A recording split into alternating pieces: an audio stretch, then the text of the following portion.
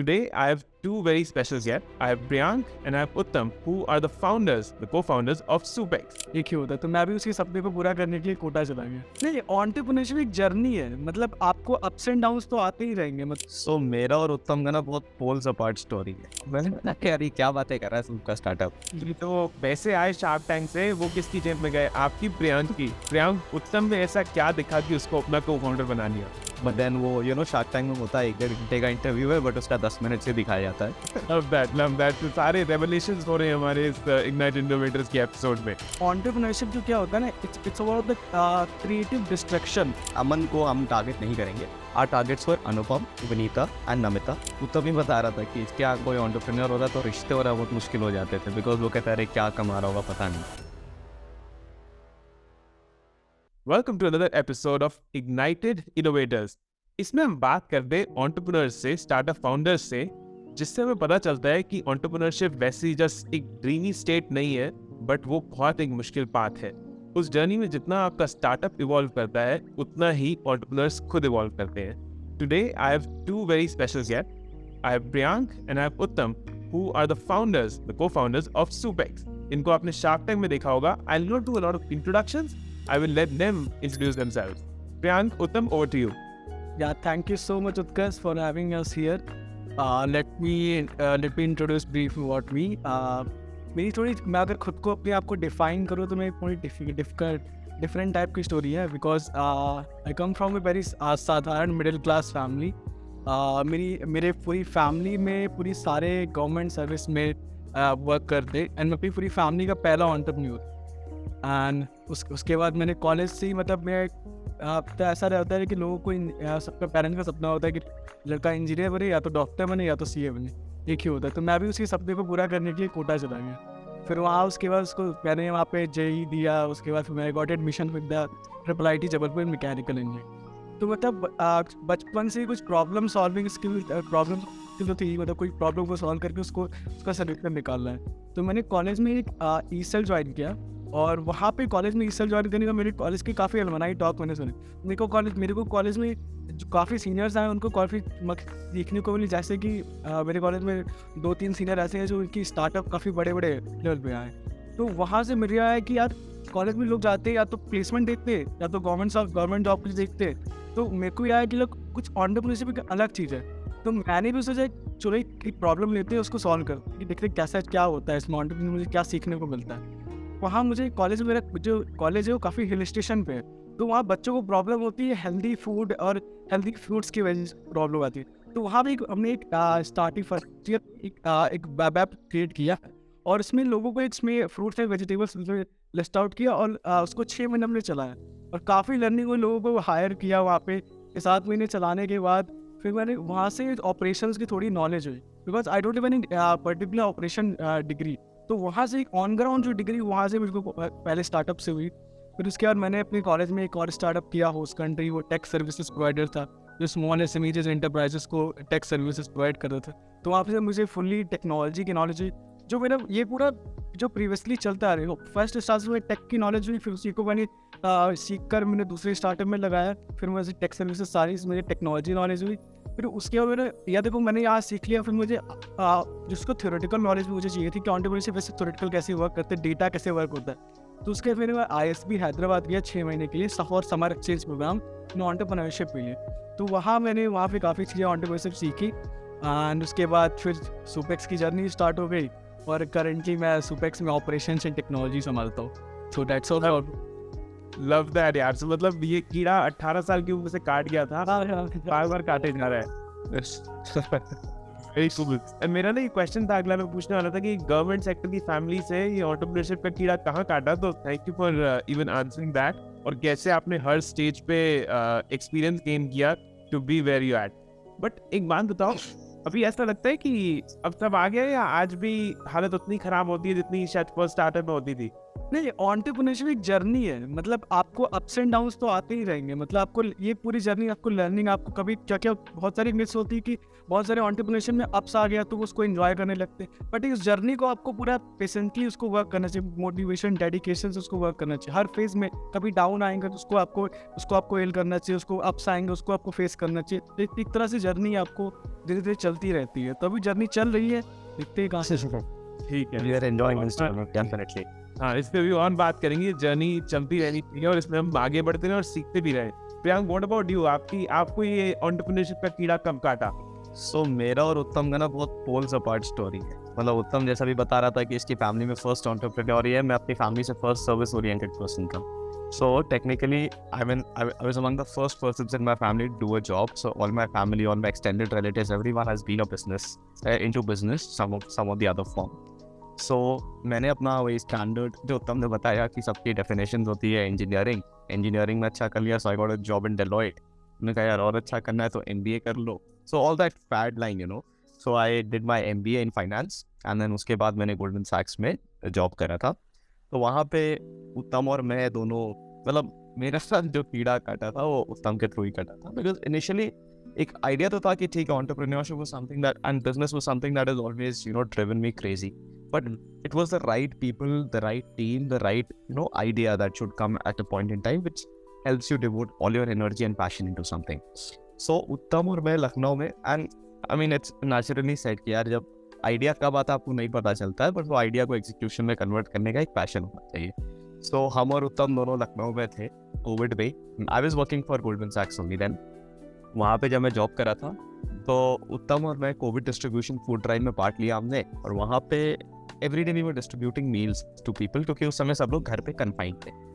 Now what happened is part of one day we distributed a soup called immunity booster soup as part of that Covid distribution drive.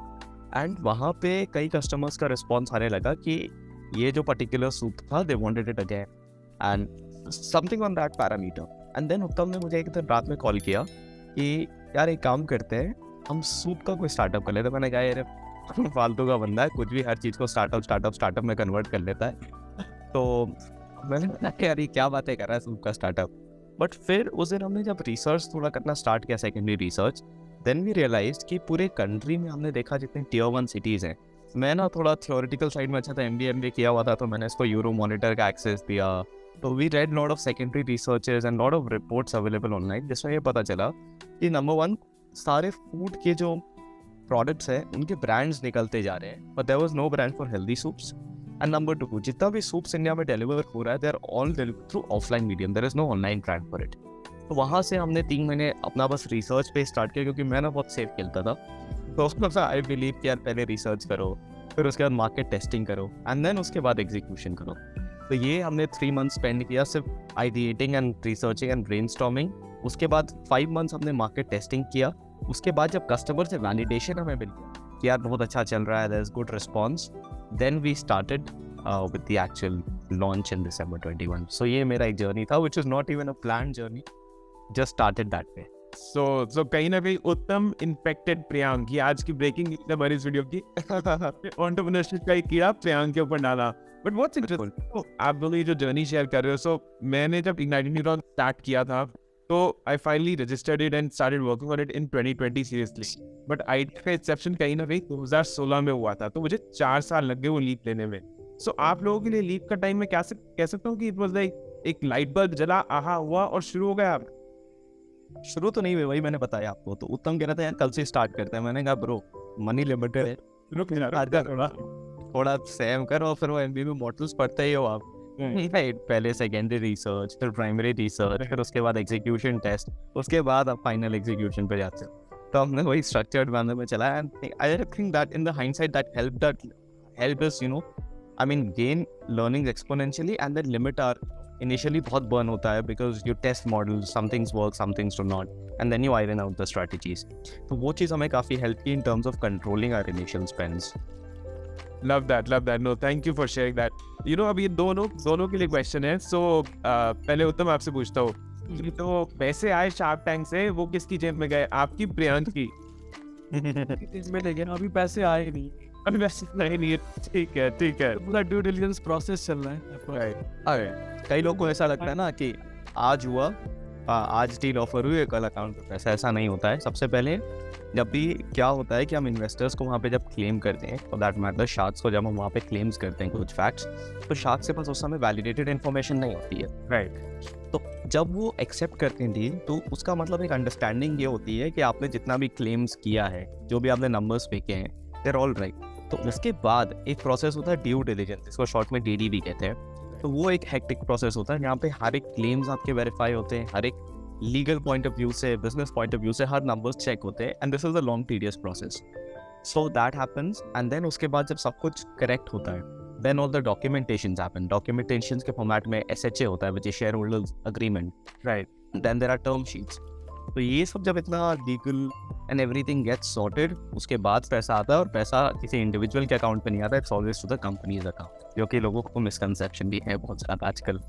वो बहुत ही ऊपर clearing that. You were saying something?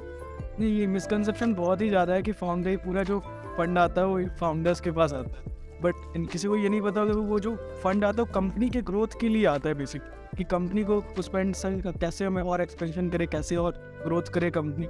ये myth ये बहुत ज़्यादा लोगों को, normal लोगों को बहुत ज़्यादा या so you know as a I mean Shark Tank और ऐसी चीज़ें बहुत पॉपुलराइज कर रही हैं एंटरप्रेन्योरशिप को, पर ये मिसकंसेप्शन सबके लिए ब्रेक करना बहुत ज़रूरी है कि स्टार्टअप की फंडिंग का मतलब ये नहीं है कि एंटरप्रेन्योरशिप कल मर्सिडीज खरीद के ले आएंगे। एंटरप्रेन्योर के लिए नहीं होता वो पैसा, फाउंडर के लिए नहीं होता, वो कंपनी के लिए होता है। और अल्टीमेटली उत्तम और प्रियांक भी इसको वैलिडेट करेंगे, क्लैरिफाई करेंगे, बट पैसे आने का मतलब ये है कि आपके ऊपर कहीं ना कहीं एक प्रेशर और आपके ऊपर एक रिस्पॉन्सिबिलिटी ऐड हो गई है, क्योंकि अब इन्वेस्टर को चाहिए कि आप उसका पैसा उसको बढ़ा के वापस करोगे और उसको सिर्फ बर्न नहीं करोगे। Is that correct Priyank? That's absolutely correct. So मैं आपको एक और चीज़ बताना चाहूँगा। कई बार क्या होता है, कुछ इंस्ट्रूमेंट्स ऐसे होते हैं were not in our case but in lot of cases, वहाँ पे जब पैसा आता है ना, तो इन टर्म्स में आता है, लेट्स से आपने 10% डाइल्यूट किया, तो वो 10% डाइल्यूट तब होगा जब आपने ये टारगेट्स अचीव किए। अगर आपने ये टारगेट्स नहीं अचीव किए तो 11% डाइल्यूट होगा। अगर आपने ये भी टारगेट्स नहीं अचीव किए, so it's essentially target based vesting. So ये एक बहुत इंपॉर्टेंट प्रिंसिपल होता है, बिकॉज आप एज अ फाउंडर कुछ कमिट कर रहे हो अगर इन्वेस्टर्स को, you should have the ability to back it and then execute it on ground. Obviously investors भी understand करते हैं कि कुछ चीज़ें meet out हो सकते हैं, कुछ चीज़ें नहीं, तो इसलिए वो there are some milestones based investing as well. तो ये भी एक पैरामीटर बहुत कॉमन है in the investment side of things. Perfect. So Priyank, question एक आपके लिए, देन यही सेम क्वेश्चन उत्तम से पूछूंगा। प्रियांक, उत्तम में ऐसा क्या दिखा कि उसको अपना को फाउंडर बना लिया? देखो मतलब ये मैं बहुत कैंडिडली बोलना चाहूँगा कि स्टार्टअप का ना एक आइडिया, मतलब सॉरी आइडिया नहीं था, बट एक मन हमेशा से था।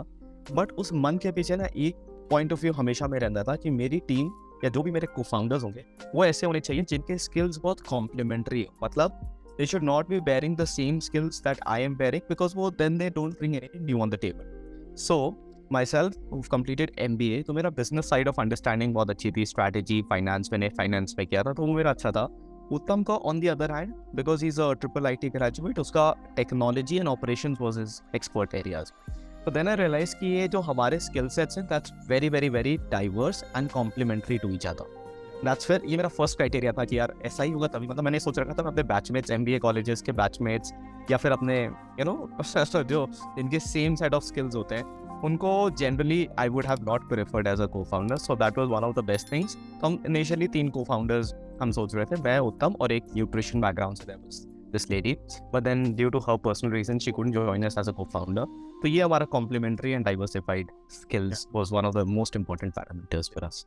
I remember अनुपम के कुछ बड़े fierce questions आए थे, तो अगर लेडी would have joined तो आंसर थोड़ा नहीं, हमने वो एक और चीज़ बस यहाँ पे just give me 10 seconds to clarify कि जब अनुपम ने क्वेश्चन बोला था ना, तो हमने वो चीज़ क्लैरिफाई भी किया था कि we had a co-founder and she is leading as a head of nutrition with अस।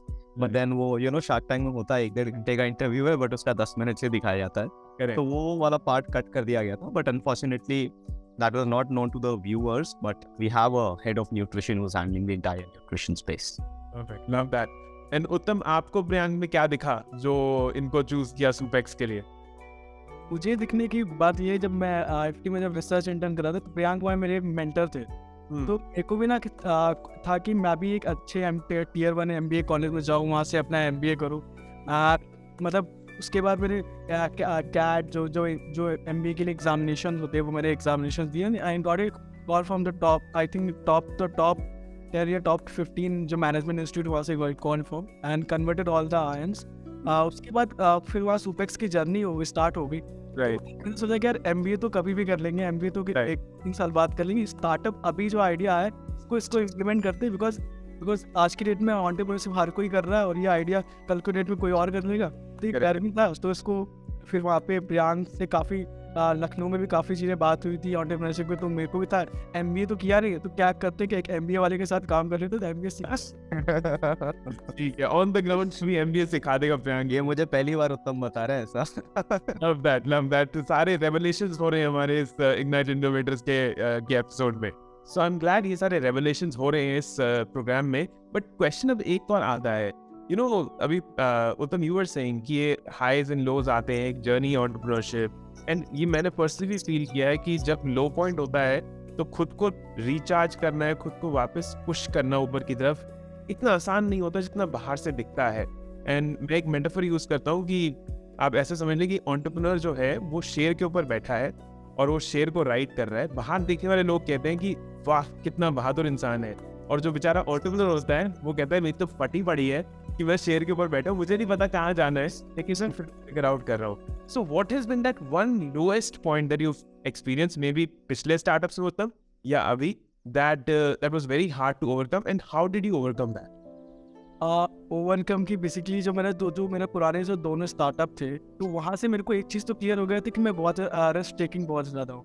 मतलब मेरे को रिस्क लेने का बहुत है कि मतलब मैं एक आइडिया करता हूँ और उसको इम्प्लीमेंट करता हूँ, देखता हूँ उसमें काफ़ी लर्निंग ये वर्कआउट करेगा कि नहीं करेगा, तो उसको फिर उसको ड्रॉप करके फिर दूसरे पे करने लगता हूँ. बिकॉज अगर उसमें मुझे मार्केट नहीं दिख रहा है तो मैं दूसरे उस पर टाइम वेस्ट करने की कोई ज़रूरत नहीं है.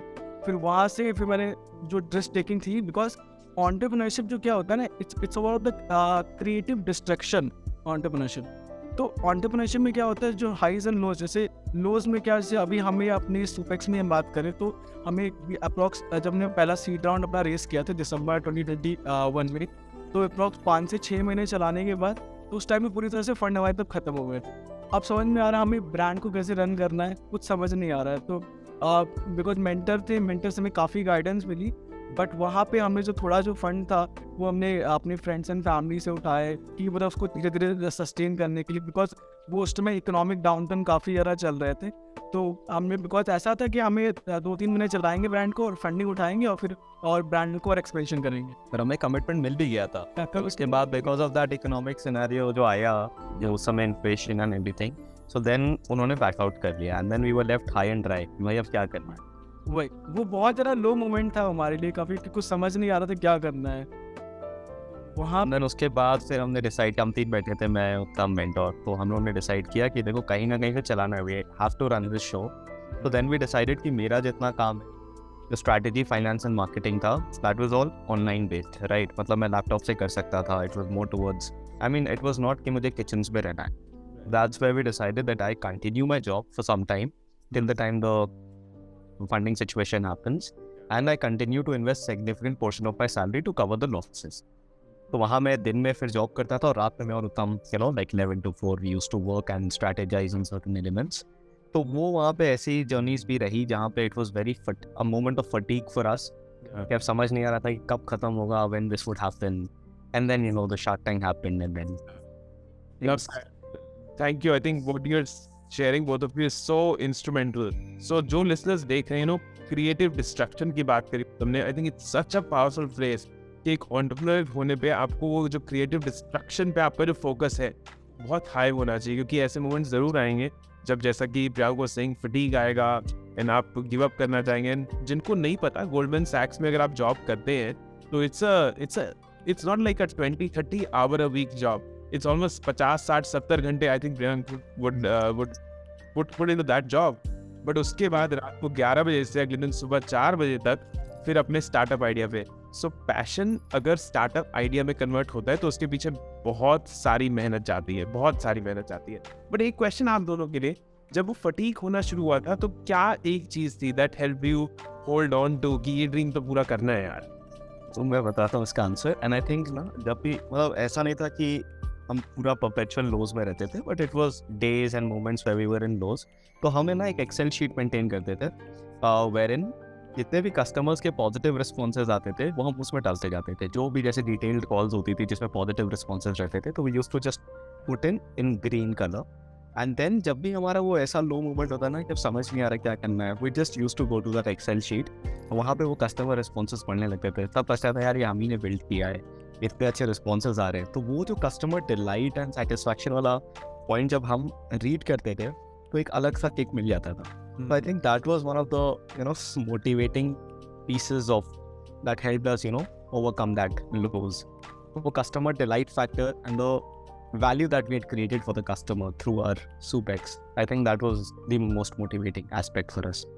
Love that, Greg. Love that. Thank you for sharing that. मतलब ऐसा भी था कि मतलब जिस टाइम जब ये पीरियड चल रहा था तो हमारे पास फंड्स नहीं थे, तो हम लोग खुद से कस्टमर से खुद ही बात करते थे कि कस्टमर से क्या प्रॉब्लम है। तो वो जो कस्टमर को खुद से बोलता था कि आपने ऐसा प्रोडक्ट बनाया है, मतलब उनको बिकॉज हमारे पास ऐसे सूप्स हैं जो कहीं भी अवेलेबल है, लेकिन हमारे पास ऐसे वेट लॉस सूप्स हैं, ऐसे हमारे पास वीगन सूप है, ऐसे ग्लूटेन फ्री सूप्स है, तो मार्केट में कहीं अवेलेबिलिटी नहीं है। तो और तो healthy full basically no preservative, it's a calorie counted soups हमारे पास। तो लोगों के जो पर्सपेक्टिव आते थे सूप्स के बारे में तो हमें बहुत मोटिवेट कर रहा था। तो वहाँ से जो लॉस आते थे वो डायरेक्टली कन्वर्ट हो रहे थे तो आइस में।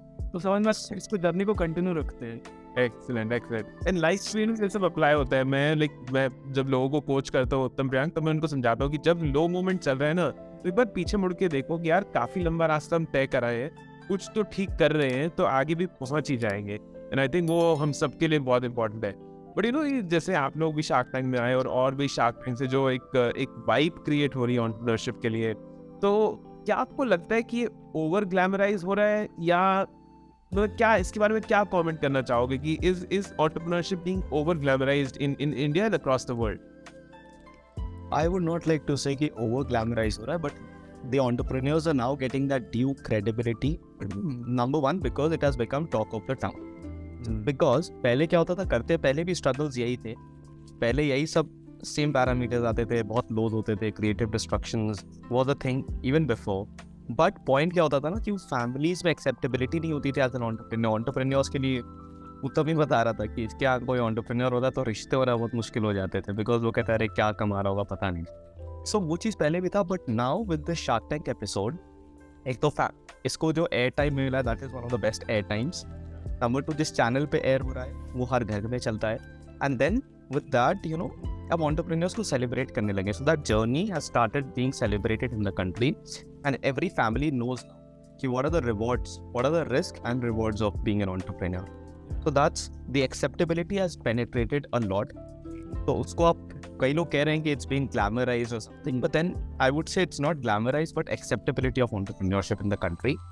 And then मतलब मुझे तो ये लगता है कि अब घर घर में entrepreneurs को और ज़्यादा से I mean there were a lot of people जो couplepreneurs थे, and there were mother and children who were entrepreneurs, and then they were making huge amount of money. So at the end of the day families को अब ये लगने लगा या इससे पैसा भी बन सकता है, रिस्पेक्ट भी आ रही है, then so they are going towards that path of entrepreneurship. Love that. Uttam, question आपके लिए, thank you for sharing that Priyank. अब तीसरा स्टार्टअप है, राइट? कभी उत्तम वापस जाना चाहोगे किसी जॉब में या एंटरप्रेन्योरशिप से दूर कहीं? नहीं, अब तो नहीं। अब तो मज़ा नहीं लगा, मतलब एंटरप्रेन्योरशिप यार लर्निंग काफ़ी यार इसमें, मतलब बिकॉज मेरे पास कोई पर्टिकुलर ऑपरेशंस की डिग्री नहीं, बिकॉज टेक्नोलॉजी में भी कोई डिग्री नहीं, because I am a mechanical engineer. तो मैकेनिकल में वही कार्स, स्टॉक्स, ये सब सारी चीज़ें उसको सीखना। तो मैं जो मैंने सीखा है वो बेसिकली खुद की सेल्फ लर्निंग से सीखी। ये मेरी जर्नी अभी कंटिन्यू रहेगी, और सुपेक्स को मैं काफ़ी बड़े लेवल पर मैं लेके जाना चाहता हूँ, और ये मेरे पूरे स्टेट परफेक्ट। कभी तुम दोनों में लड़ाई होती है जब लगता है कि अब तो डिसीजन नहीं होने वाला, अब तो किसी तीसरे बंदे से बुला के पूछे? आइडियोलॉजिकल डिफरेंसेस बहुत आते हैं। मतलब मैं बताऊँ, शायद ये मेरा वीकनेस भी था स्टार्टिंग में, मुझे ना हर चीज़ बहुत परफेक्शन के साथ चाहिए थी। उत्तम कहता है नहीं इसको एग्जीक्यूट करना है, मैं कहता हूँ ना इसको परफेक्शन से एग्जीक्यूट करना है। तो वो शायद मेरी एक वीकनेस थी स्टार्टिंग में, which was one of the learnings on the go. मुझे ना एक there is a conundrum called perfectionist conundrum, कि आप जब तक वो चीज़ परफेक्ट नहीं होती आप उसको एग्जीक्यूट नहीं करना चाहते, और इस वजह से वो एग्जीक्यूट नहीं हो पाता। सो देन आई रियलाइज कि नहीं यार, I mean we should embrace the imperfections. ये मुझे उत्तम ने सिखाया कि चीज़ें इम्परफेक्ट भी हो, you give that try and then उसके बाद in on the job and in the process उसको हम इम्प्रूव करते जाओ। तो इस तरह से हमने बहुत सी चीज़ें किक ऑफ की, बट स्टार्टिंग में हमारा बहुत रब ऑफ होता था, यार ये चीज़ ऐसे नहीं हो सकता, नहीं ये जो तुमने डॉक्यूमेंटेशन उत्तम भेजा है उनको ये नहीं चल सकता ऐसे, ये जो तुमने स्टूडेंट ने दिया ऐसे, इसके डिस्क्रिप्शन में कॉमा ऐसे लगा हुआ है, I mean you know very smaller things like that. इस पे बहुत आर्ग्यूमेंट्स होते थे हमारे, but then ultimately I learned it the harder way, यार embrace the imperfections, and then Uttam on the other side was very casual and unprofessional, so well, being very honest.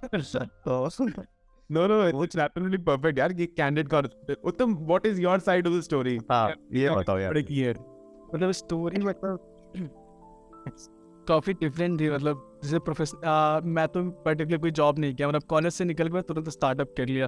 जी। मतलब story मतलब ऐसा कुछ है नहीं। सीखने को प्रियांक से मतलब बहुत ज़्यादा मिला मेरे को भी, मतलब कैसे वर्क किया जाए, बिकॉज मेरे को क्या था कि एग्जीक्यूशन, बिकॉज एंटरप्रेन्योरशिप में क्या होता है कि आइडिया बहुत लोगों के पास होता है, बस वो उसको एग्जीक्यूट नहीं कर पाते हैं। मतलब सोचते रहते हैं कि हाँ करेंगे, बट वो टाइम बीत जाता है, फिर सालों निकल जाते हैं, फिर एक्जीक्यूट कोई दूसरा एक्जीक्यूट कर देता है। तो मेरे हिसाब से ऐसा है कि मतलब मैं जैसा सोचता हूँ कि मतलब आइडिया आया तो थोड़ा जो मार्केट रिसर्च वाला पार्ट है जो मेरे अंदर लैक करता है, वो मेरे प्रियांक ने कहा कि आज मार्केट रिसर्च भी बहुत जरूरी होता है। तो उसको पहले 3-4 मिनट पे मार्केट रिसर्च जानो कि आइडिया फिजिबल होगा कि नहीं, क्या मार्केट कैप है कि नहीं, और उसको इंडिया में ऐसा ब्रांड बन सकता है, पहले कोई ब्रांड बना है क्या, उसका स्केल हुआ है, तो वो पहले जानना जरूरी है। तो मेरे काफ़ी लर्निंग हुई, और अभी जो उसको फिर एग्जीक्यूट करना है, स्टार्टअप को फिर कैसे एग्जीक्यूट करना है वो इम्पोर्टेंट हो गया है। तो पहले आइडिया है, फिर उसको एग्जीक्यूट करो। सो जरा जानते हैं कि प्रियांक और उत्तम की जो पर्सनल लाइफ है उसमें और क्या क्या, क्योंकि मैं एज एन एंटरप्रेन्योर कई बार ये होता है कि मेरे बच्चों को मेरे को लिटरली मेरे रूम से बाहर खींचना पड़ता है कि अब चलो हमारे साथ फुटबॉल खेल लो। एक बार वहाँ पहुँच के मेरे को बिल्कुल अपना काम ध्यान नहीं रहता, and I feel very detached to it. But Uttam, पहले आपसे लाइक हाउ मेनी आवर्स, कितने घंटे आप दिन में काम करते हो अभी, और कैसे डिटैच करते हो अगर कर पाते हो तो? आवर्स तो इसमें ऐसा कुछ है नहीं, बिकॉज ये एक तरह से कोई जॉब नहीं है। मतलब कि कोई स्टडी नहीं कर रहे हैं कि हम कोई जॉब कर रहे हैं कि 10 घंटे हमको पढ़ना है, 10 घंटे हमको 12 घंटे जॉब करनी है। मतलब एंटरप्रेन्योरशिप में कभी कोई टाइम ही नहीं होता। आपको रात के 11 बजे भी काम होता है, रात के 3 बजे भी काम हो सकता है, तो कोई टाइम फिक्स नहीं है। और मतलब जैसे कि जो अप्रोक्स और जो टाइम लिमिट है वो भी फिक्स नहीं है। और जो एंटरप्रेन्योरशिप में कभी करंटली मैं करता हूँ, वो जैसे प्रॉब्लम किचन में काफ़ी प्रॉब्लम्स हो जाती हैं। किचन में एम्प्लॉय को मैनेज करना बहुत, बिकॉज आज की डेट में मतलब एक तरह से जो एक है पॉइंट है कि इंजीनियर्स काफ़ी ज़्यादा मिल जाते हैं हायर करने के, आपको हर जगह मिल जाएंगे, मतलब कि हायर कर लो। बट जो बेसिकली शेफ़ होते हैं, एक अच्छे शेफ़ आपको हायर करना, मतलब उनकी जो, बिकॉज हमारा जो मॉडल है वो एक्सपर्ट शेफ़ डिपेंडेंसी नहीं है। बिकॉज हम लोग बोलते हैं कि हमें नॉर्मल शेफ़, नैवे शेफ़ भी काम, बट उनको ऑटोमेट करना, उनको सिखाना वो बहुत इंपॉर्टेंट है। तो वो उनको सिखाना, हर एक नए शेफ को निकालना, ट्रेन करना कि कैसे आपको बनाना है। बिकॉज हमारा जो मॉडल है बेसिकली DIY किट मॉडल है, तो जिसमें कोई भी नए शेफ हमारे उसको प्रोडक्ट को बना सकता है। तो उसको सिखाना, लर्न करना, तो ये रोज़ की जर्नी रहती है। प्रॉब्लम सॉल्विंग, ऑपरेशन मैनेजर को सारे चीज़ सिखाना, फिर टेक्नोलॉजी में कैसे हम इनोवेट कर सकते हैं, क्या टेक्नोलॉजी बना सकते हैं अपने ब्रांड को और ग्रो करने के लिए। तो हमने 2-3 टेक्नोलॉजी पे अच्छे वर्क किए। लाइक मैं आपको एग्जांपल एक बता देता हूँ कि हमने एक in house order density software analysis software बनाया, जिसमें क्या होता है कि आज के दिन में क्लाउड किचन तो हर कोई ओपन कर लेता है, बट क्लाउड किचन में क्या होता है कि जोमेटो से किसी आपको लिस्ट कर दिया, अपने उसमें ऑर्डर्स आ रहे, बट यार ऑर्डर्स तो आ गए, बट उनको उन जो कस्टमर को रीच कैसे करोगे, उन कस्टमर को कैसे मार्केट करोगे? तो वो प्रॉब्लम उन लोगों को नहीं समझ। वो प्रॉब्लम हमने रिजॉल्व किया, एक इन हाउस सॉफ्टवेयर बनाया जिसमें एक हमने जोमेटो स्विगी के जो लैपटॉप होते हैं उसको हम कन्वर्ट करते हैं वायर रिवर्स जो कोडिंग है पिन कोड पे। तो उस पिन कोड पे हमें ये पता चलता है किस पिन कोड पे कितने % ऑर्डर है और क्या एवरेज ऑर्डर वैल्यू है। तो इसलिए हमें मार्केटिंग पॉइंट ऑफ व्यू से काफ़ी हेल्प मिल जाती है, जो ROI में गए, बिकॉज हमें पूरा ऐड नहीं चलाना पड़ता। जहाँ पे कस्टमर ऑर्डर करता है, जहाँ हमारा कस्टमर है, उसको हम पर्टिकुलरली वही ऐड चलाते हैं, तो उससे मार्केटिंग हमारा काफ़ी बेस्ट हो जाता है। Love that. सो फिर लेकिन उत्तम, इसमें आप गैप कैसे क्रिएट करते हो? आप कह रहे हो कि 3 बजे भी काम करना पड़ सकता है, तो should I say that it's a 24/7 job? मतलब स्टार्टअप में आप अगर आप इनिशियल आप स्टार्टअप को बिल्ड कर रहे हो एक अच्छे लेवल पे, तब तो आपको करना ही पड़ेगा। मतलब बिकॉज कभी भी कोई भी प्रॉब्लम हो सकती है। बिकॉज मैं आपको बता रही हूँ एक एग्जांपल बता कि क्लाउड किचन मॉडल में कभी रात में कभी सपोज दैट कोई कभी किचन में कोई प्रॉब्लम हो, लाइक कोई आग लग गई, कोई पुलिस वाला आ गया, तो रात के 3 बजे उठ के आके ऑपरेशन में से आपको प्रॉब्लम को रिजॉल्व करना पड़ेगा। आप आज यहाँ दिल्ली में बैठे हो, कल बैंगलोर बैठे हो, कल मुंबई बैठे हो, कहीं भी कोई भी प्रॉब्लम आ सकती है किचन में। बिकॉज वहाँ किचन में कभी फायर भी लग सकती है, तो उसको रिजॉल्व करना ही पड़ेगा आपको। मतलब एक्टिव तो हमेशा रहना पड़ता है तो आप स्टार्टअप बिल्ड करते हो। राइट दो मिथ्स यहाँ पे उत्कर्ष, आई थिंक उत्तम ने बहुत क्लियरली पॉइंट आउट किया, but just to pinpointed. Number one, कि जैसे आप कह रहे हो ना कि बहुत लोगों का परसेप्शन होता है कि there is a time to work. Number one, it's not a time to work. 24/7 activeness होता है, बट इट्स नॉट लाइक आपको 24/7 काम करना है, तो you have to take active breaks. Number two, मतलब ऐसे उत्तम ने कहा कि स्टार्टिंग में ऑब्वियसली आप टू बी 24/7, बट धीरे धीरे what we realise was totally कि एंटरप्रेन्योर मैच्योरिटी यही होता है कि you can not do all the work, so that's when you hire the right amount of people, you delegate the work and then you take that new level of role कि आप इसको आगे कैसे बढ़ाओ। So not doing all the work and then delegating it to the experts, and then you monitor them and then make the brand grow to the another level. That was one of the entrepreneurial maturity I got in. Love that. But ये तो active breaks की Priyank you were speaking and Uttam I agree with both of you यार. It's a 20. Why I think clarify जो आप कर रहे हो Priyank and Uttam what you're saying 24/7 ये इसलिए है क्योंकि इसमें you're owning it. तुम्हारे जैसे पेरेंट होना होता है ना, जैसे जब first time my wife and I we had our kid, it was 24/7। अगर बच्चा रात को रोने लग जाएगा तो मैं ये नहीं कह सकता कि अरे मैंने तो सोने का टाइम है। वैसे ही आप एक स्टार्टअप होता है, you have the freedom to choose कि आप कब काम कर रहे हो, कितना कर रहे हो, कैसे कर रहे हो, क्यों कर रहे हो। लेकिन अल्टीमेटली जब छोटी सी भी आग लगी है, जब कुछ भी छोटा सा भी हो रहा है, तो you want to be engaged there, because आप ये नहीं कह सकते कि अरे मैं नहीं देख रहा, कोई और देख लेगा। बट ये Priyank you were saying about active break, how do take active breaks in a entrepreneur और स्टार्टअप जॉब? सो जब तक मैं जॉब कर रहा था, जॉब के साथ लाइक रात में जब मैं सुपेक्स वर्क कर रहा था, तब तो मोमेंट नहीं मिल पा रहा था ऐसा एक्टिव ब्रेक्स का।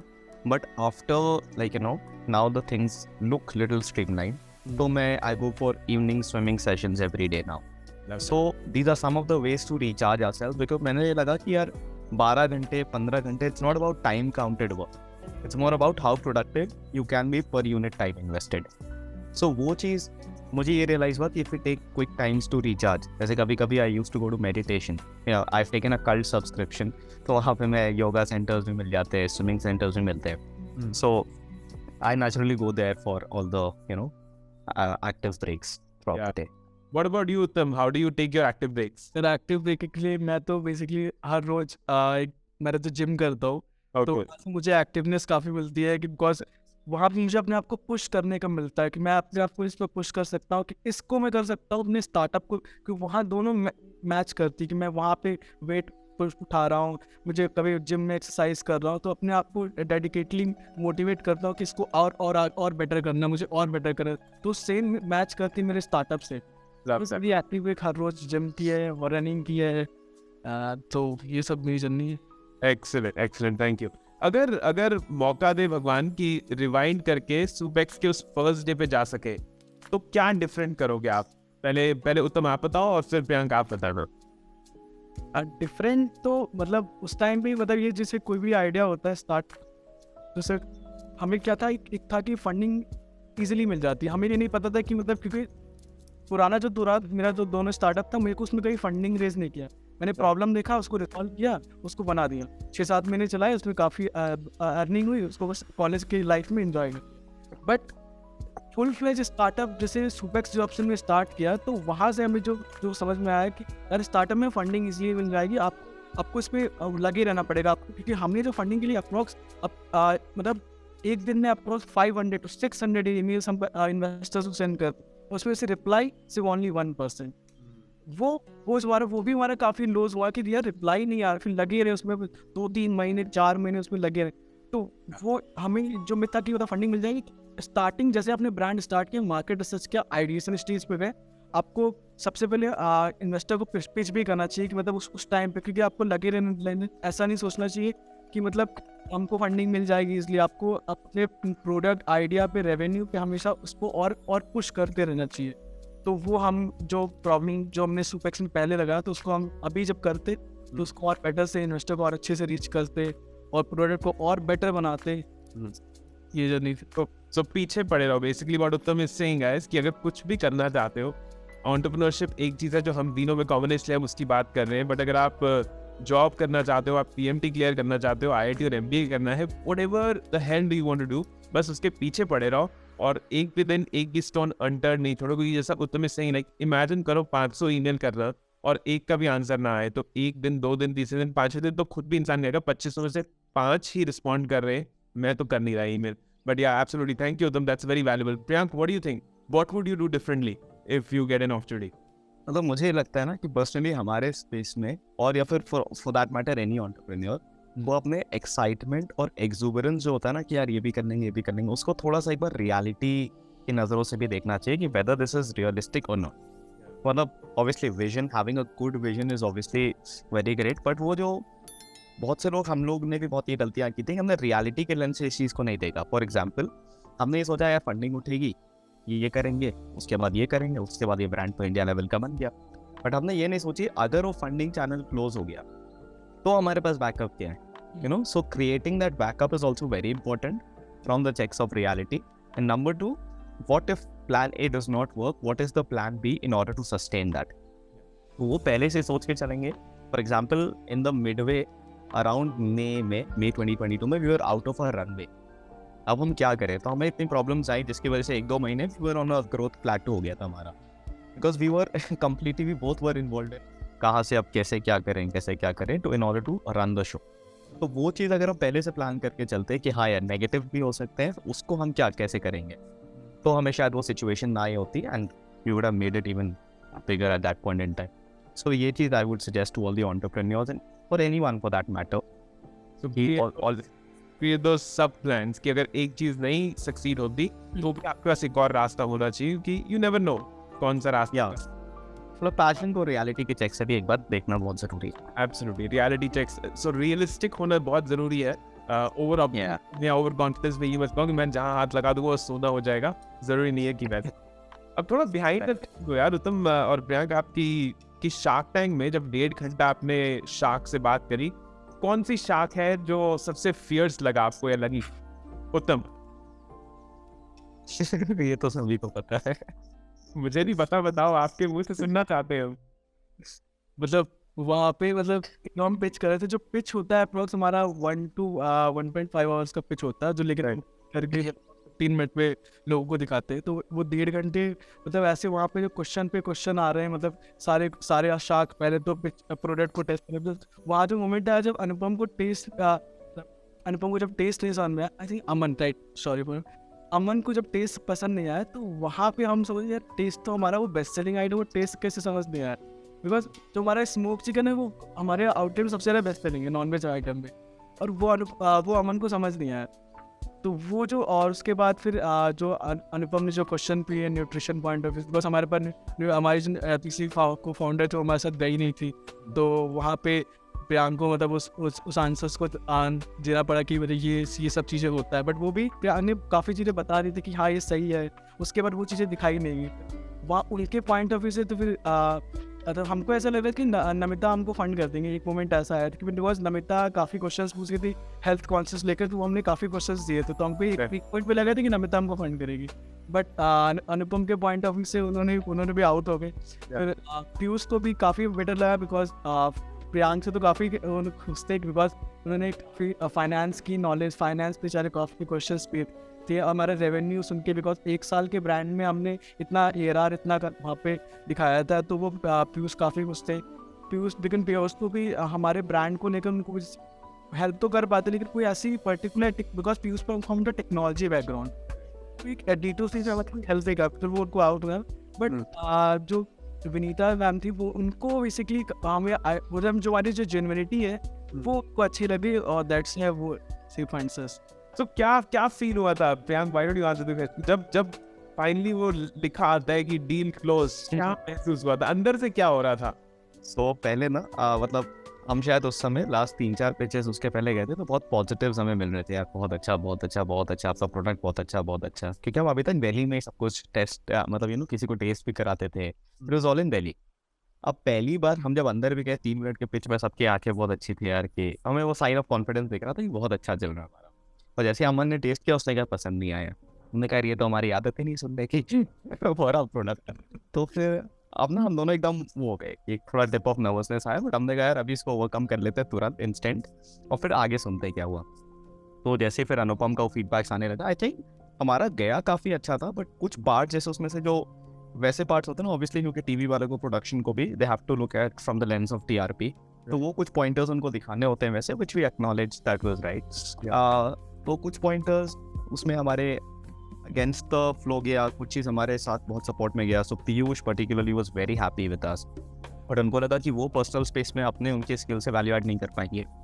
Namita and Vinita both were very interested for our products, and Aman को स्टार्टिंग से था कि हमें भी एक्चुअली ऑनेस्टली बताऊँ तो हमने भी सोच के रखा था कि अमन को हम टारगेट नहीं करेंगे। Our targets were Anupam, Vinita and Namita. Anupam because वो हेल्थ सेक्टर में काफ़ी कंपनीज में इन्वेस्ट कर चुके हैं, विनीता ऑब्वियसली बिकॉज उनकी पर्सोना हमारे ब्रांड के विजन के साथ मैच करती है, and Namita again because of that health angle. So ये 3 हमारे मेन टारगेट्स थे। बट आई थिंक जब उसके बाद जब पिच में हमें लगा कि यार एक ने मना किया, 2 ने मना किया, हमने एक बार एक दूसरे की तरफ देखा और हमें लगा यार अब तो गया। बट देन वी रियलाइज कि यही मौका है, यही 10 minutes 20 minutes can convert and you know help us get that stamping. तो फिर जब वो 4 ने मना किया और विनीता का फिर मैंने देखा तो मैंने कहा यार प्लीज, अब मैंने प्लीज बोला, प्लीज ऐसा and that moment yeah, and that changed the game for us, so we were very happy. Back of the महीना में ये था because we were not a very established company। जब हम वहाँ पे गए थे ना पिच में, so we were 6 months old brand, और मैं ये था कि अगर हमें किसी स्टॉक से वैलिडेशन मिल जाएगा in terms of funding, we will scale to great heights। हमें उस समय equity mind पे नहीं था कि हमें equity से नहीं चलना है, we just wanted one shark on board, and that is what we tried to convert, and luckily it happened in our favor। so बहुत अच्छा मोमेंट था।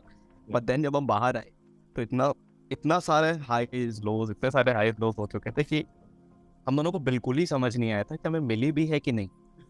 And then it was a moment of blackout, and then Uttam ने check रखा अपने पास, उसको frame करवाया वहाँ पे। सो काफी सही था वो। Thanks यार, हमें भी बहुत अच्छा लगा यहाँ से व्यू करने में कि आप लोग कितने मतलब ऐसा होता है ना कि प्रियांक मतलब आपको वहाँ पे देख के, और बहुत सारे फाउंडर्स को एक्चुअली मैं सबके लिए ये बोलूँगा, ऐसा लगता है कि ज़मीन से जुड़ा हुआ इंसान वहाँ पहुँचा है, तो it becomes very real for everyone. In India में हम 135 करोड़ लोग हैं, हमारी वर्ल्ड की हाईएस्ट पॉपुलेशन हो चुकी है, तो आई थिंक हमारे सपने भी उतने ही बड़े होने चाहिए और हमें बहुत कुछ और अचीव करना है। It was great talking to both of you. जाते जाते अगर एक सिंगल मैसेज आप फ्यूचर एंटरप्रेन्योर्स को देना चाहो तो उत्तम आपका क्या होगा, and then Priyank you go ahead. यार मेरा मैसेज यही है कि अपने connected to the ground reality, अपने ग्राउंड से लगे रहो, और स्टार्टअप बनाए हो तो आइडिया है तो आइडिया को सोचो मत, उसको एक्सिक्यूट कर दो।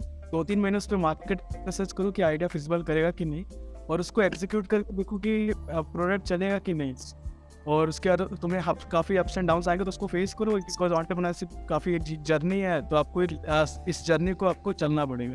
तो मेरी तरफ से एडवाइस यही है कि लगे रहो।